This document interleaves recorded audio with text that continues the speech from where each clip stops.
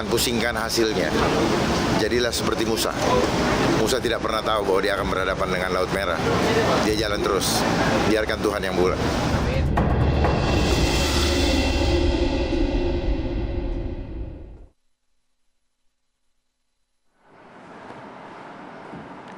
Halo, selamat malam pemirsa. One on One kembali menjumpai Anda selama 1 jam ke depan. Dari awal tadi Anda sudah melihat siapa yang akan kita ajak berbincang malam hari ini di One on One.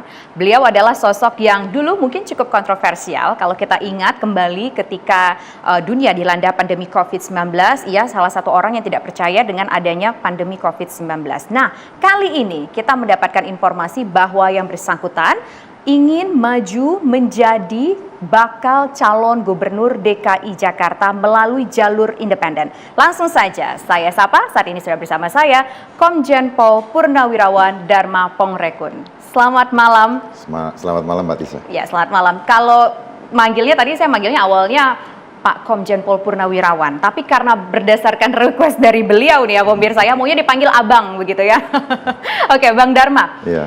Sebelum kita bicara lebih banyak lagi mengenai pencalonan Anda untuk menjadi bakal calon gubernur DKI Jakarta, kemudian juga coba kita flashback lagi soal hal-hal terkini, misalkan undang-undang kesehatan, kemudian juga soal COVID-19. Ada satu yang terbaru yang juga cukup menarik perhatian masyarakat, yaitu soal kasus Vina Cirebon. Kasus ini sudah sejak beberapa tahun yang lalu, 8 tahun yang lalu, dari tahun 2016, ada 11 orang yang diduga melakukan tindakan penganiayaan dan juga kekerasan seksual yang berujung kepada kematian 2 orang. Tapi ternyata 8 tahun berlalu ada 3 orang tersangka yang tak kunjung ditangkap. Tanggapan Bang Dharma? Baik. Diketahui ada 11 itu dari tahun 2016 atau baru ketahuan? 2016 sudah ketahuan. Artinya ada sesuatu. Harusnya kalau sudah ada nama yang didapatkan, itu sangat mudah dilakukan penangkapan oleh penyidik. Cuman kita harus tahu apakah buktinya terpenuhi atau tidak. Nah, mungkin saja buktinya ketika itu belum terpenuhi, sehingga penyidik menganggap yang bersangkutan hanya dilibatkan sebagai saksi. Gitu. Tapi informasi yang beredar di luar sana, meskipun kita belum bisa mengkonfirmasi secara detail, otak dari pelaku tersebut, otak dari tindakan kriminal tersebut adalah salah satu di antara 3 yang masih buron itu, Bang Dharma. Kalau menurut Anda bagaimana? Otaknya, kalau memang sudah ketahuan tinggal ditangkap. Kenapa ya? Sayangnya saya tidak terlalu mengikuti ya, jujur aja saya tidak mengikuti karena kesibukan kemarin, jadi sama sekali lost dengan media. Cuman kalau misalnya sudah ketahuan, segera ditangkap 1 kali 24 jam sangat mudah. Oke, itu kan logikanya kalau sudah ketahuan, sudah tahu alamat rumahnya di mana, itu juga ABG ataupun kita sebutlah remaja yang bergabung dalam sebuah kegiatan komunitas yang dalam tanda kutip mungkin ugal-ugalan pada saat itu, sudah ketahuan orangnya siapa tapi nggak kunjung ditangkap juga. Kalau dari sudut pandang seorang yang dulu pernah menjadi anggota kepolisian begitu, kenapa sih ada orang yang sudah jelas-jelas tapi nggak ditangkap juga? Udah jelas-jelas dia tersangkanya. Sudah tapi jelas pasti juga. ada pelindungnya. Siapa pelindung? Ada pelindung ya? Pasti ada pelindungnya, siapapun itu, saya tidak tahu. Karena saya tidak tahu satu persatu siapa tersangkanya, siapa yang menjadi otak pelakunya, tetapi pasti ada sesuatu hal yang perlu diungkap. Apakah ada pelindungnya atau ada hal lain dalam tanda kutip. Biasanya kalau nggak ada pelindung, hal lain dalam tanda kutip apa? Apakah karena dianggap korbannya adalah masyarakat biasa, kemudian juga pelakunya cukup banyak, dan mungkin juga dianggap ini anak-anak kenakalan remaja, jadi ya udahlah dapat 8 udah cukup. Ada nggak sih mungkin kepikiran-kepikiran kayak gitu?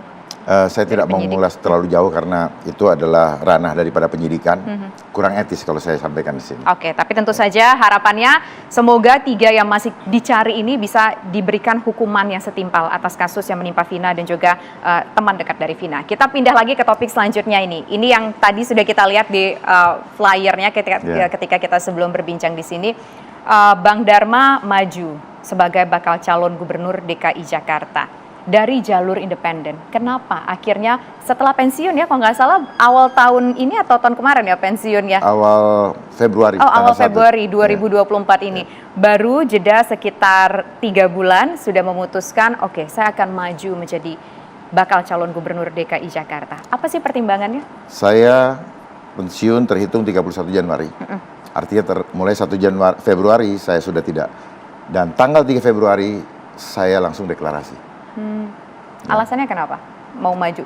Ya, saya mau maju karena ada hal yang mungkin banyak masyarakat tidak pahami bahwa akan terjadi lagi hal-hal yang lebih buruk daripada yang kita rasakan di 3 tahun belakangan yang lalu. Yaitu akan adanya namanya WHO Pandemic Treaty. WHO Pandemic Treaty adalah suatu perjanjian pandemi yang dikoordinir oleh WHO yang mungkin dalam akhir bulan Mei ini akan ditandatangani, akan di-voting.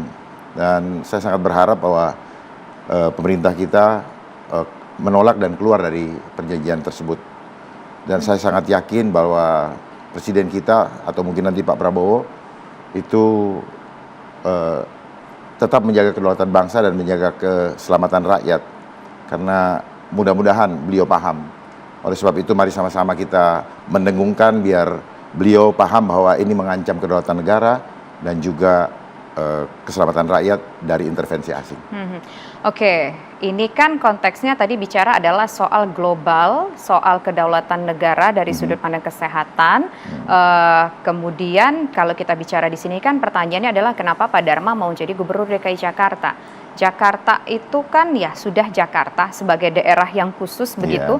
Tapi kan kalau kita bicara soal kebijakan, perjanjian WHO seperti itu kan bicaranya sudah tingkat global, bukan tingkat Jakarta lagi. Nah, belum terjawab nih, kenapa mau jadi Gubernur DKI Jakarta? Ya itu alasannya.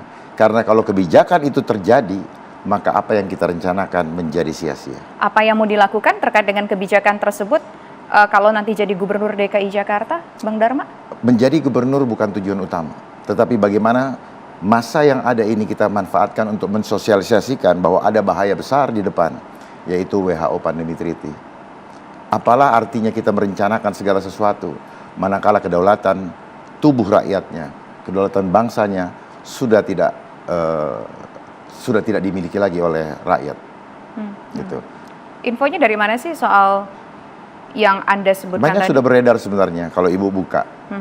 Dari tahun 2021, Menteri Luar Negeri saja sudah mengatakan bahwa pandemi treaty ini adalah agenda pemerataan vaksinasi. Ya, dan banyak yang tidak aware karena lebih mementingkan euforia kehidupan hedonis dan juga hal-hal lain yang tidak concern terhadap apa yang menjadi kepentingan bangsa. Kebetulan saya sangat concern, makanya seperti judulnya sendiri mengatakan saya kontroversial. Sebenarnya saya tidak berpikir saya kontroversial. Justru saya ingin mengingatkan bahaya-bahaya itu. Dan boleh dicek. Sebelum kita bicara soal lebih jauh bahaya dari WHO pandemi, kemudian ada perjanjian-perjanjian yang disebutkan tadi dan juga sempat dinotis kata Bang Dharma tadi oleh Menteri Luar Negeri Ibu Retno Marsudi. Mungkin kita harus jelaskan kepada pemirsa TV One terlebih dahulu. Apa sih sebenarnya WHO pandemi yang dimaksud tadi itu, Bang Dharma? WHO Pandemic Treaty adalah suatu perjanjian yang akan disepakati oleh 194 negara yang berada di bawah naungan WHO, dan sampai saat ini ada 14 negara dan yang sudah menolak dan keluar. Salah satunya yang paling jelas kemarin adalah Britain sudah menolak, dan juga Slovakia, Rusia. Nah, kami berharap Indonesia bisa juga menolak dan keluar dari pandemi tersebut, perjanjian tersebut. Nah, manakala perjanjian tersebut ditandatangani oleh negara-negara yang menyetujuinya, maka 30 hari kemudian menjadi hukum di negara itu. Kalau sudah menjadi hukum, maka program kita untuk memperbaiki ekonomi, hukum, kesehatan, pendidikan dan sebagainya menjadi tidak berlaku, menjadi sulit. Karena apa? Tunduk kepada hukum. Isinya apa? Detailnya isinya apa? Ya, isinya seperti yang saya sampaikan tadi, bahwa segala sesuatu pergerakan tubuh dan juga pergerakan tubuh manusia itu diatur oleh WHO. Jadi kalau contoh yang paling gampang ya, kalau Mbak lagi tidak enak badan lalu minum jamu, itu nggak boleh, itu pelanggaran dan akan didenda 500 juta. Dampaknya kalau seandainya kita bergabung dalam WHO Pandemic Treaty itu, kalau misalkan kita minum herbal-herbalan begitu, 500 juta. Kita denda sampai 500 juta ya, kalau kita tanda tanganin itu. Undang-undangnya sudah ada. Undang-undang yang menjadi senjata atau pisau hukumnya di Indonesia sudah ada. Yaitu Undang-Undang Kesehatan tahun nomor 17 tahun 2023. Ya. Jadi ini yang menjadi concern saya. Manakala ada pemimpin lain, calon pemimpin lain yang paham dan mau sungguh-sungguh untuk membela rakyatnya, saya akan mendukung 100%. Jadi dampaknya apa tadi? Apakah hanya sebatas, oke, kita nggak boleh minum herbal-herbalan gitu Kak? Karena kita tahu bahwa Indonesia tuh kaya akan herbal-herbal ya, banyak kembali ke alam begitu untuk Itu salah satu pengobatan. contoh saja. Dampaknya lagi kita apa Pak akan di Dharma? lockdown lagi. Di lockdown? Ya. Ada virus baru kah mungkin atau bagaimana? Virus baru itu kan kata mereka. Oke. Oke. Jadi lockdownnya gimana caranya? Lockdownnya, Kalau menurut ibu tinggal sudut di rumah pandang? lagi. Iya, Stay lockdown at tinggal home. di rumah. Ya, padahal stay at home. Misalnya gini, mereka mengumumkan adanya pandemi di negara lain. Padahal di sini nggak ada. Ya kita harus ikut lockdown lagi. Jadi ini kan cuma mengatur regulasi kehidupan manusia di dunia. Sebenarnya ini adalah pintu masuk menuju kepada Great Reset. Great Reset. Jadi harus dipahami antara WHO Pandemic Treaty, WHO dengan World Economic Forum ini inline. Jadi World Economic Forum itu adalah untuk sistem ekonomi global. Kalau WHO itu dia mengatur pergerakan tubuh. Jadi ini adalah program digitalisasi. Makanya kenapa kemarin COVID itu di belakangnya ada identity digital. Kenapa? Tulisannya kan COVID, di belakangnya kan ada ID, identity digital. Perhatikan kan, sejak adanya itu kemudian Zoom, terus kemudian percepatan digitalisasi kan, gitu. Oke, berarti juga Paham akan ya? mempengaruhi kepada ekonomi dong digitalisasi. Justru dia segala mau macam. menghancurkan ekonomi. Ya, kita pikir untuk kemajuan ekonomi, tapi ekonomi kerakyatan, kedaulatan tubuh rakyat menjadi rakyat tidak bisa bergerak. Tapi kalau bicara soal ekonomi sekarang juga banyak kok kalau kita dengar-dengar di luar digitalisasi ekonomi untuk UMKM. Ya, itu kan ekonomi. program yang dicanang-canangkan ke kita. Udang di balik batunya kan kita tidak paham kan. Oke, tapi begini, ini menarik bicara soal bahwa ternyata fokusnya dari seorang Bang Dharma, tadi pertanyaan awal saya kenapa mau maju ke DKI Jakarta, itu alasan utamanya karena WHO agreement tadi itu, begitu ya? WHO Pandemic Treaty tadi. Nah, kalau begitu sebenarnya goalnya ingin menyuarakan soal bahaya yang ada di sudut pandang Anda tadi, atau sebetulnya ya saya juga pengen loh jadi gubernur DKI Jakarta. Ini dua hal yang ambigu, tapi nanti dijawab usai jeda berikut.